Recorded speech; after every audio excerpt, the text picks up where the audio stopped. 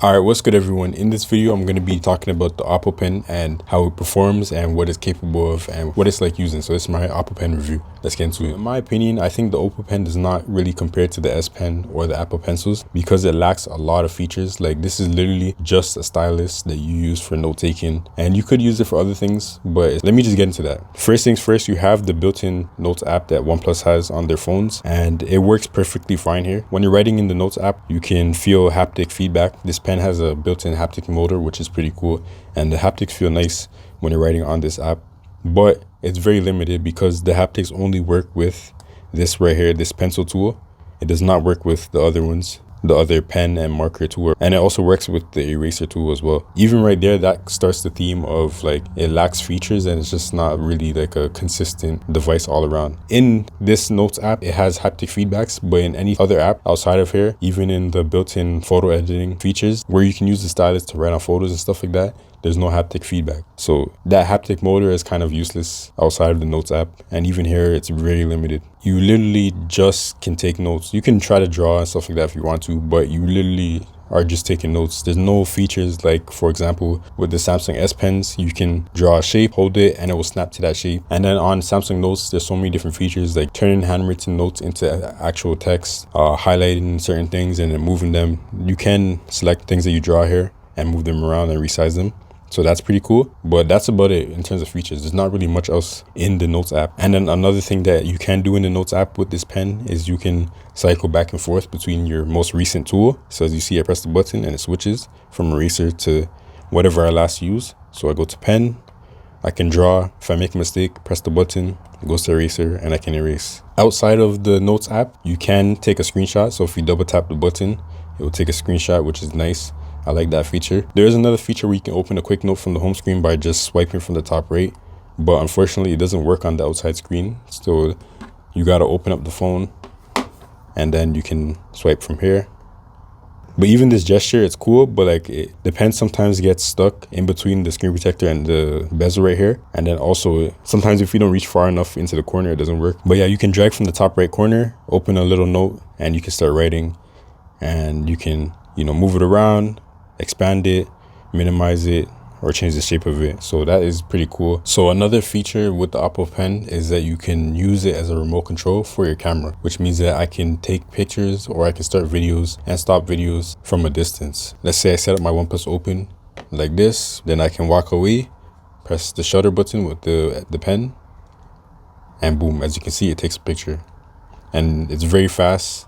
You can spam it. You can even hold it to take a burst shot. It's taking the burst right there. And it's always nice to have a remote control with these foldable phones because it gives you so much flexibility in terms of what you can do and what kinds of images and shots you can get with it. So, and another thing with it, when you put it back in the charging case or take it out, a little thing pops up right here and you can see the battery percentage, and it just tells you how much battery is left, and that's basically it. You can't really do anything with this menu. And then once it disappears, I don't even know how to bring it back, to be honest.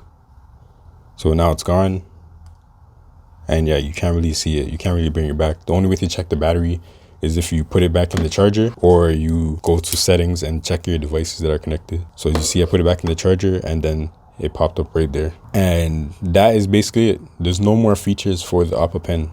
There's nothing else that you can do specifically with this pen other than, the things that I mentioned and the fact that it works on both screens. Pretty cool. And, it's definitely useful for taking notes, quick notes that you need. But if you're really somebody who's trying to go crazy with like a stylus on a foldable phone like this, then your best bet is to just use a Z Fold series. So here is Sketchbook. Sketchbook is a classic free app that, I've been using for years. A lot of people use this app on different, devices and tablets and stuff. And generally it's good because it's a free drawing app. With the Oppo Pen, it does have pressure sensitivity. So if you press harder, the line will be darker. But if you press softly, then it will be lighter. You can turn down the side and shade because it has tilt sensitivity as well. And you can definitely get art done. So like basic things like that, the sensitivities will work in all the apps, but the button is useless and it has greater latency, more delay than the S Pens. There's not really an advantage, to be honest. It's just a nice little thing that you have that works with this phone, but that's really it, to be honest. So my experience using this is I honestly like using it for navigation, especially because the OnePlus open screen is so big. It's probably the biggest foldable screen. So I like using it to just navigate and stuff like that. But that brings me to another thing. This cannot customize, like for example, with the S Pen, you can turn off the ability to use gestures and back swipes and stuff like that. So when you're drawing, the S Pen won't trigger a back swipe or won't leave the app by accident. But with this pen, it will leave the app by accident because you cannot turn that off. So you really got to be careful when you're at the edge, or you got to adjust your back swipe settings to be not as sensitive, which is unfortunate. I'll take you into the settings app just to show you what is customizable, what is there. So you go to additional settings, then there's actually a stylus menu, which is cool. And it's kind of weird that OnePlus didn't really talk about this, but it's here. And yeah, so it shows you the battery percentage, it shows you the model, the firmware. When I first connected the pen, it updated as well. And then yeah, so you have different functions. You can switch between current tool and eraser, switch between current tool and last use, or show the color palette. So they work only in the Notes app, which is unfortunate. Then you have handwriting feedback, which is the haptics, which is cool. And you can adjust how strong you feel the haptics. Pretty cool, I like that. Then you can take a screenshot.